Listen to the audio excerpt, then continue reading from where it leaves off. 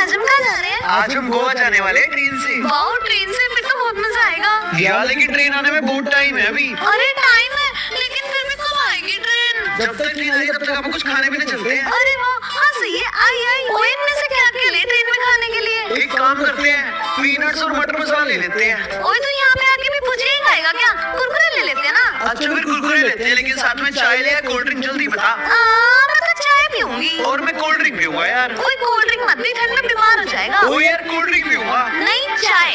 Cold drink. चाय। ओए train आ गई, मैं तो जा रहा हूँ।